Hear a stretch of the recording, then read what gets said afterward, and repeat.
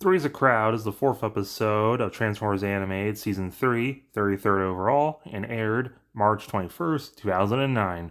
In it, Bulkhead tries asking for help to build a thing with the Constructicons, but unfortunately, Allspark and a new one's there, who's very bossy. Shenanigans ensue.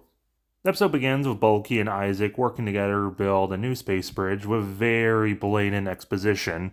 Like recapping the finale to last season, and they're building the space bridge so they can tell Cybertron about Shockwave. I guess at the time it was useful for people who don't remember, but now watching it when everything's out, it's kind of weird.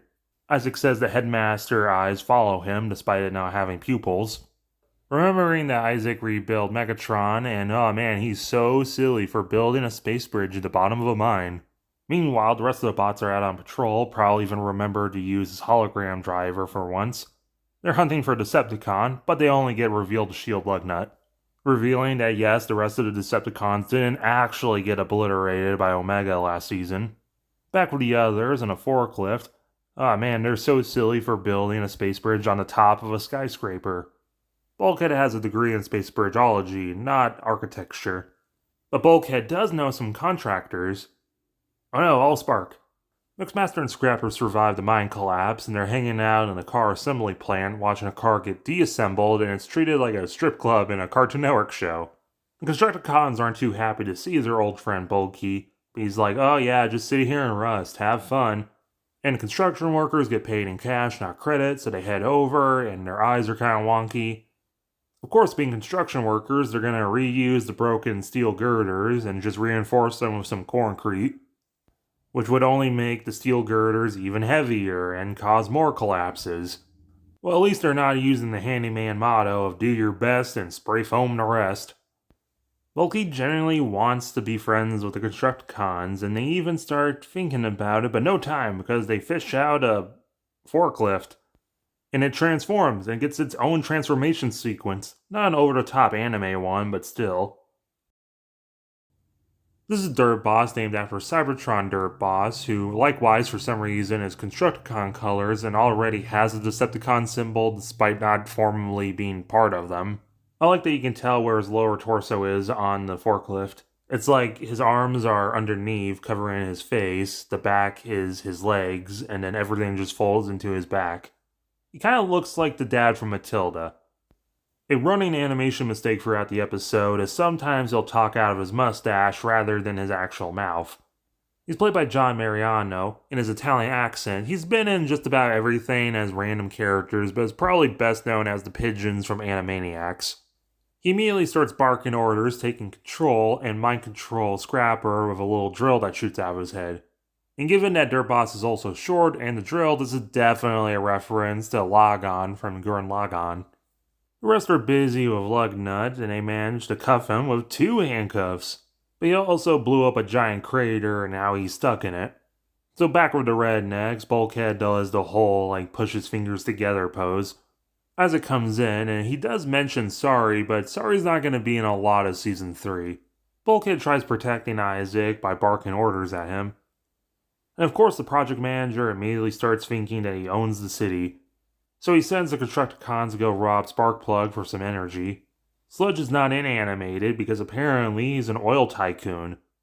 This is a direct reference to Sinclair Oil, formerly one of America's most recognizable oil companies with a Brachiosaurus logo. You've probably seen a reference to it somewhere before. But Sinclair was always like a West Coast thing. Why would it be in Michigan? You use Shell normally. There's newspapers in the far future. I guess Porter Powell also bought out Detroit Free Press. The text doesn't say anything because they had to get this out really quick to compete with digital media. Honestly, physical newspapers are so uncommon these days, I wonder in the next 20 years will people just not know what a newspaper is? How will they make paper mache? Fanzone is around, we haven't seen him in a bit. Friends of yours?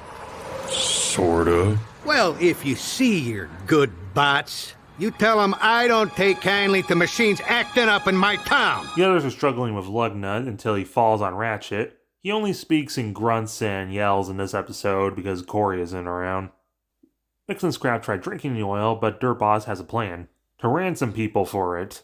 But Bulkhead is done dealing with the Constructicons, He attacks them, but he gets his wrecking ball stuck in Mix's mixer, forgetting that he has 2 wrecking balls, and he gets dragged across the entire city of Detroit to the oil fields, and then says, well, if you blow up the oil fields, then you won't have oil. But Dirt Boss says, yeah, whatever, white heat, come on. So Bulkhead and Mixmaster fight, and it's mostly just them tossing each other on top of each other. Bulky left his phone on, so the others transform and roll out of there. Lug's nuts not going anywhere. But then Bulkhead gets a drill in his head. They get ready to torch the place as the others arrive. Bulkhead is using Mix as his wrecking ball. Mix gets free, but 2 giant robots colliding with each other of course makes a spark, so now there's fire. And Scrapper got stuck in him because this is why stuff has the hazard stripes, don't touchy. Dirt Boss remembers he's part headmaster and jumps on Scrapper's head. They climb to the top of the oil drum as the others put out the fire, but B remembers this thing that teleports stuff randomly. Because remember, that subplot with B from the last couple episodes was meant to be here. So they teleport the oil drum and the Constructicons to Dinobot Island for it to blow up. Dave gets credited with the voice of Grimlock in this episode, despite the fact that Grimlock doesn't say anything. Also, Lugnut was rescued by Ramjet. You promised me you will never speak of this to Megatron. Oh, I promise. I mean, I guess that is kind of embarrassing, but why would Megatron care? This is a pretty good episode. It's our farewell to both Dirt Boss and Mix. I definitely like the Constructicons a lot more than a lot of the fandom does, and they were meant to appear in Season 4, which we'll get into in another episode. But as their final outing, it is a pretty solid one, with Bulkhead struggling and finally letting go of his friends that he can't just get through to. And they come off as sympathetic because they have to deal with such an abusive boss. The subplot with Lugnut is fun, even though in some places it does kind of feel like you can tell this was meant to be an earlier episode and B was supposed to be teleporting randomly. But overall, I'll give this episode an 8.